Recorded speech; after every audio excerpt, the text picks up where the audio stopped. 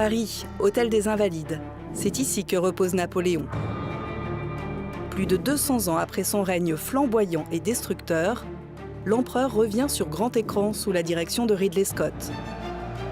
Entre bataille et jeu de pouvoir, le film s'intéresse aussi et surtout au grand amour de sa vie, Joséphine. What is this costume you have on? This is my uniform. I led the French victory at Toulon. What is your name? Napoleon. As the course of my life just changed. Napoleon. Le réalisateur de Thelma et Louise, Alien et Gladiator s'attaque ici à un mythe. Budget du film, 200 millions de dollars. Moi, j'apprécie beaucoup qu'un réalisateur aussi talentueux se mette à faire un film sur le personnage le plus emblématique de l'histoire de France. Donc voilà, moi, ça me fait beaucoup plaisir. C'est l'un des plus grands stratèges militaires de son ère. Il est iconique.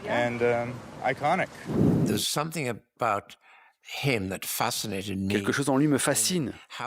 Comment un homme comme lui, sur le point de prendre Moscou et la Russie, pouvait-il à ce point être obsédé par ce que sa femme faisait à Paris? Cette fascination pour Napoléon ne date pas d'hier. En 1927, Abel Gance lui consacre un film muet de 5 heures, attendu prochainement en version restaurée. Patrice Chéreau, Serge Lama, Christian Clavier et même Marlon Brando ont porté son costume. Quoi qu'on dise de lui, quelles que soient les opinions politiques à son propos, c'est la personne qui part de nulle part, qui arrive en haut, tout seul, grâce à son talent, grâce à son énergie. Il est né personnage hollywoodien, Napoléon. Dans la version de Ridley Scott, les scènes de bataille sont particulièrement spectaculaires. Il faut tout tourner d'un coup. Par exemple, prenez Waterloo, cela a pris 7 jours. Ensuite, il y a les effets spéciaux. Je n'avais jamais plus de 100 chevaux sur le champ de bataille. Les grands jours, il y avait 300 hommes. Mais à l'arrivée, ce que vous voyez, ce sont 20 000 chevaux. Avec une telle organisation, tout le monde doit être en ordre de bataille pour reconstruire ce type de scène gigantesque. This vermin has held the world hostage with his egotism and his lack of simple good manners. L'acteur oscarisé Joaquin Phoenix interprète le rôle-titre avec Vanessa Kirby en Joséphine. Joaquin est très intéressant physiquement, plutôt petit avec un visage incroyable. En regardant attentivement, on se rend compte qu'il a quelque chose de Napoléon Bonaparte. I found the crown of France in the gutter and placed it atop my own head.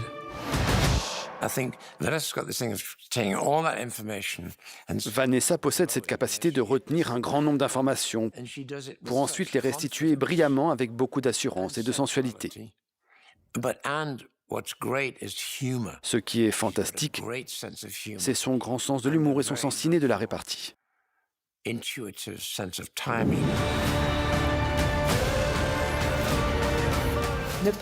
Napoléon est un personnage tellement symbolique en France. Ça vous fait quoi de présenter le film ici aux Invalides? Oui, c'est drôle. En fait, en entrant ce matin, je me suis souvenu du nombre de jours que j'ai passé dans ces différents musées. J'ai toujours aimé faire des choses qui me font peur. Et c'est le cas avec ce film, à cause de l'ampleur de l'histoire, le fait qu'elle soit si célèbre et qu'elle fasse partie de l'histoire de France. Et puis aussi le fait que je sois britannique. J'avais le sentiment que c'était un honneur et que je devais faire de mon mieux pour en apprendre le plus possible et essayer de comprendre qui elle était, qui ils étaient. Je ne pense pas que nous ayons réussi à aller au fond des choses parce que c'est tellement fascinant et insaisissable. I'm destined for greatness. But those in power only see me as a sword. I suggest you take the throne as a king.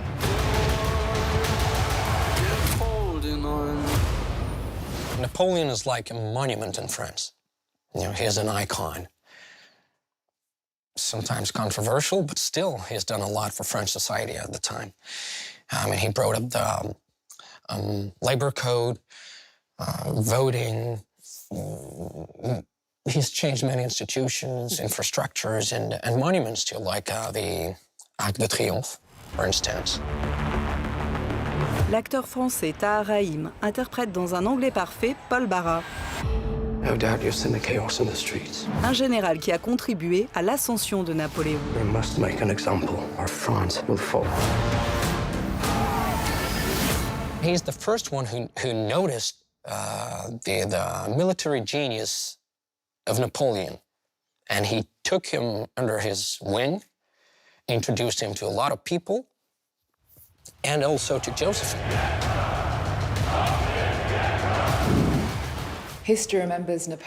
L'histoire garde de Napoléon l'image d'un conquérant puissant et brutal.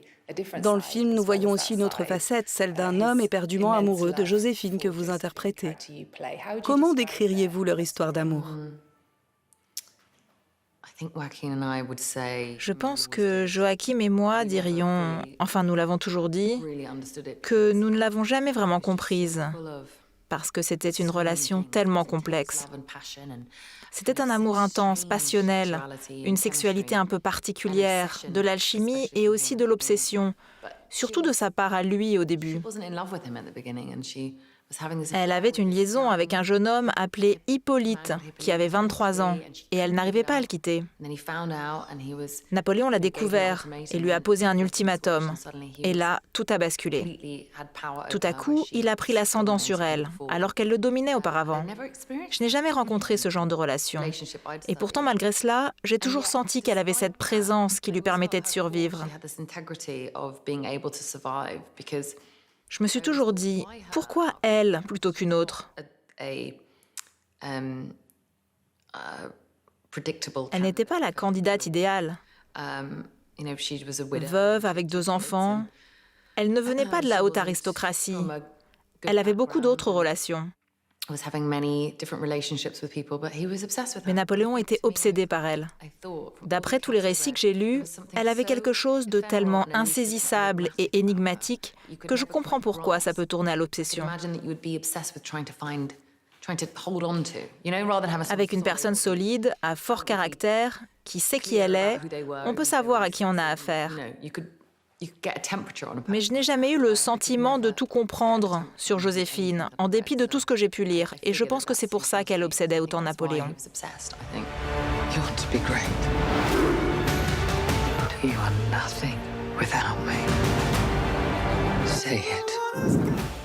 Le film met en lumière la femme derrière celui qui a sans doute été le dernier dirigeant tout-puissant en France.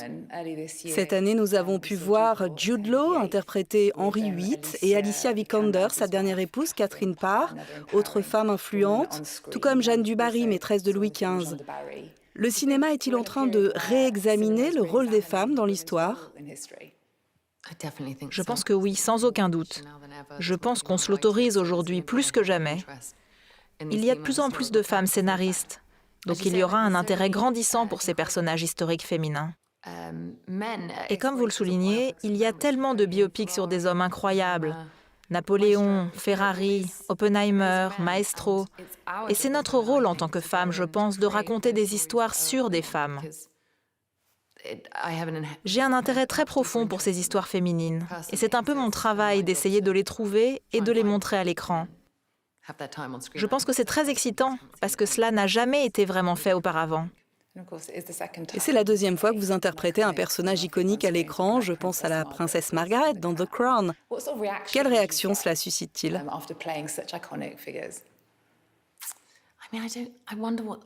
Je me demande quelle sera la réaction pour Joséphine. Pour Margaret, j'avais pu rencontrer des gens qui avaient travaillé avec elle, des amis à elle, et donc des témoignages de première main. Et puis il y avait beaucoup d'images et aussi beaucoup d'interviews. J'ai pu écouter sa voix parlant de sa vie, des chansons qu'elle aimait. En ce qui concerne Joséphine, les faits étaient connus, mais ils n'étaient pas aussi approfondis que tout ce que l'on pouvait lire sur Napoléon. Et chaque récit était si différent qu'elle restait très énigmatique.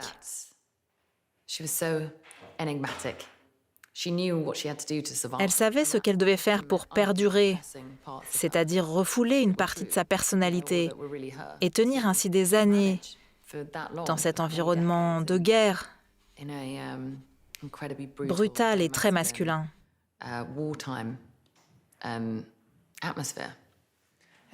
Les hommes français ont cette réputation d'être fougueux, romantiques, avec une forte libido. Qu'en pensez-vous? Je peux demander à mes amis français ce soir. C'est plutôt un compliment, non? Intense et romantique.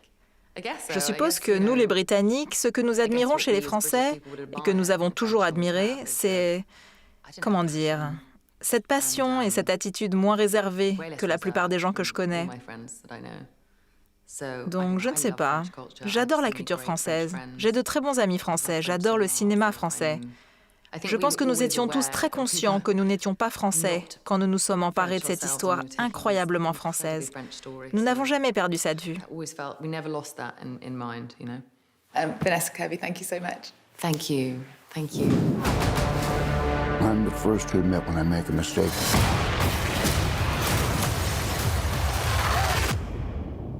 I simply never do.